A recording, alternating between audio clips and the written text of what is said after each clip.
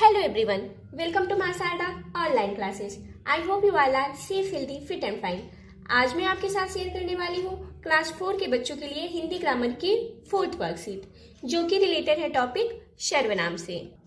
अगर आप हमारे चैनल पर नए हैं तो चैनल को सब्सक्राइब कर लें और पास के बने बेल आइकन को प्रेस कर दें, जिससे लेटेस्ट वीडियो की अपडेट आप तक पहुंच सके। तो चलिए आज की वीडियो को शुरू करते हैं। हिंदी वर्कशीट सर्वनाम, ये वीडियो का 4th पार्ट है। वीडियो के first, second and third part में हमने हिंदी ग्रामर के डिफरेंट टॉपिक्स को वर्कशीट के हेल्प से क्लियर किया है। तो अगर आप उन वीडियोज को देखना चाहते हैं तो हमारे डिस्क्रिप्शन बॉक्स में मैं उसकी लिंक दे दूंगी, आप वहां से जाकर देख सकते हैं। हमारी आज की वर्कशीट का फर्स्ट क्वेश्चन है, सर्वनाम की परिभाषा उदाहरण से संज्ञा के स्थान पर प्रयोग किए जाने वाले शब्द सर्वनाम कहलाते हैं, जैसे मैं, हम, तुम, आप, वह आदि। ये सब क्या है? ये सब सर्वनाम शब्द हैं। संज्ञा हम लोगों ने पढ़ा। संज्ञा क्या होती है? किसी व्यक्ति, वस्तु, स्थान, भाव, इन सब के नाम को हम संज्ञा कहते हैं। जैसे राम घर जाता है, इस वाक्य में राम क्या है? संज्ञा शब्द है। और इसी वाक्य को अगर मैं कहूँ कि वह घर जाता है, तो राम की जगह हमने क्या प्रयोग किया? वह। तो वह क्या होगा? सर्वनाम शब्द होगा। ठीक है, तो संज्ञा के स्थान पर प्रयोग किए जाने वाले शब्द सर्वनाम कहलाते हैं। प्रश्न 2 है, सर्वनाम के कितने भेद होते हैं? नाम लिखिए। सर्वनाम के 6 भेद होते हैं। कौन कौन से? पुरुषवाचक सर्वनाम, निश्चयवाचक सर्वनाम, अनिश्चयवाचक सर्वनाम, संबंधवाचक सर्वनाम, प्रश्नवाचक सर्वनाम और निजवाचक सर्वनाम। पुरुषवाचक सर्वनामों का प्रयोग किसी पुरुष के नाम के स्थान पर किया जाता है, जैसे कि मैं खाना खाता हूँ, हम घर जाते हैं।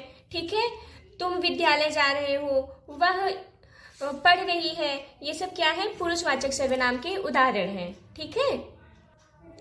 निश्चयवाचक सर्वनाम का प्रयोग निश्चित वस्तुओं के लिए किया जाता है, जैसे कि यह मेरी पुस्तक है ना, वह नीम का पेड़ है, इस कुर्सी को कमरे में उठाकर रखो। ये सब किसके उदाहरण है?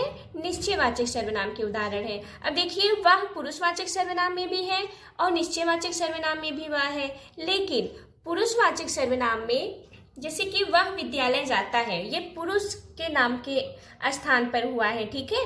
अब निश्चयवाचक सर्वनाम में वह नीम का पेड़ है, तो वह शब्द नीम के पेड़ के लिए यूज हो रहा है। ठीक है, तो हमें इनमें डिफरेंस पता होना चाहिए। अब अनिश्चयवाचक सर्वनाम क्या होते हैं? देखिए, जिन सर्वनामों से किसी निश्चित व्यक्ति का बोध नहीं होता है, ठीक है, वो अनिश्चयवाचक सर्वनाम होते हैं। ठीक है, जैसे कि उससे कुछ इनाम मिला, कोई दरवाजे पर खड़ा है, ठीक है, किसी की कार खड़ी है।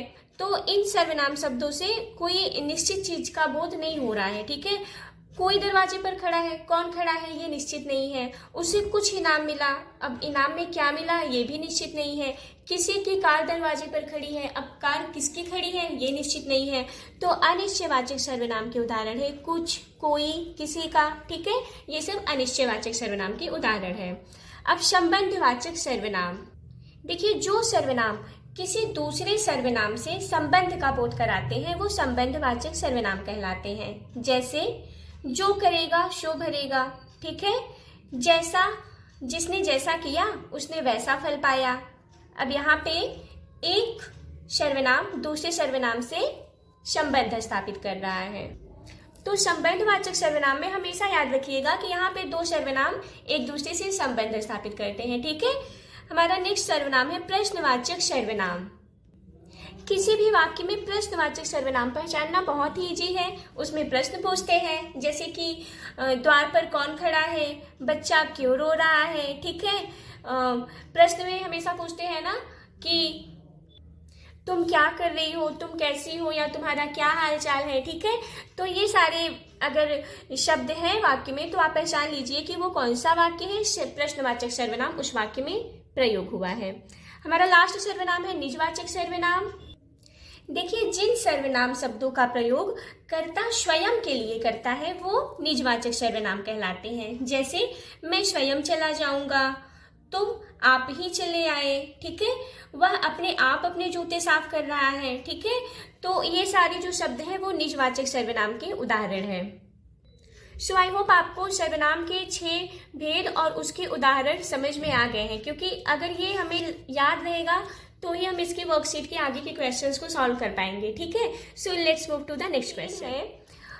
पुरुषवाचक सर्वनाम के भेदों के नाम उदाहरण सहित लिखिए। तो हमारा पहला सर्वनाम है पुरुषवाचक सर्वनाम, और पुरुषवाचक सर्वनाम के भी 3 भेद होते हैं। कौन कौन से? उत्तम पुरुष, मध्यम पुरुष, अन्य पुरुष।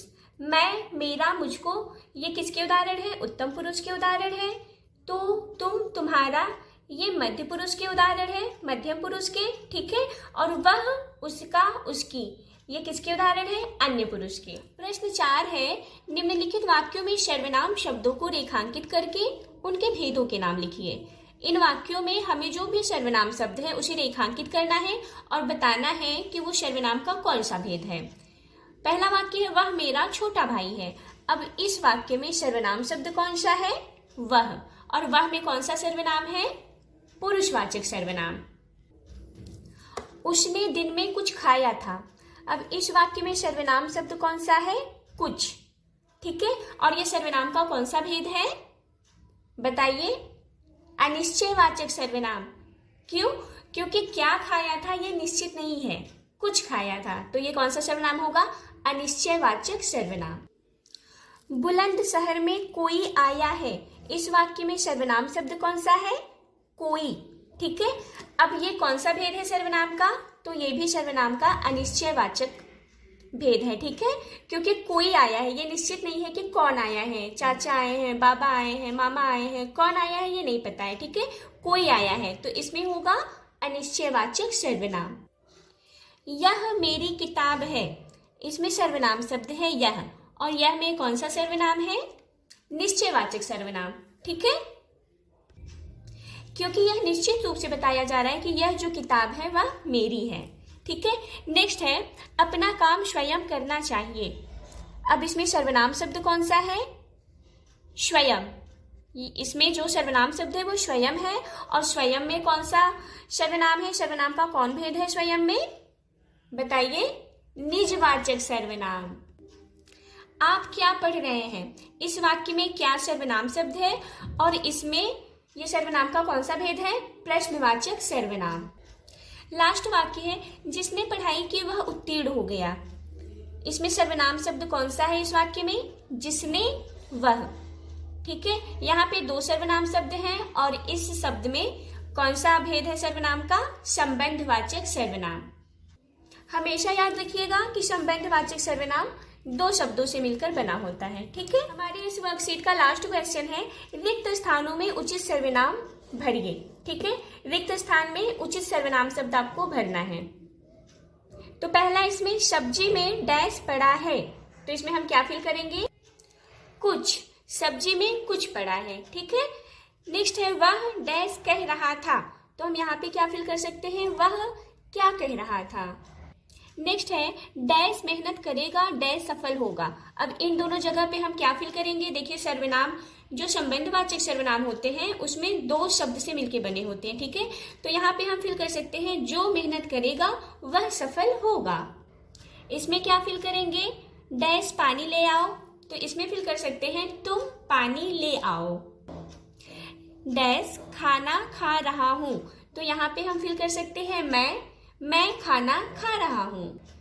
उसे डैश इनाम मिला। अब यहाँ पे क्या फिल कर सकते हैं? उसे कुछ इनाम मिला।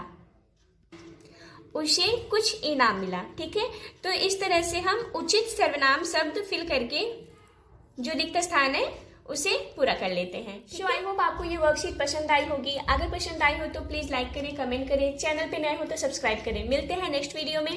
Till then, bye bye.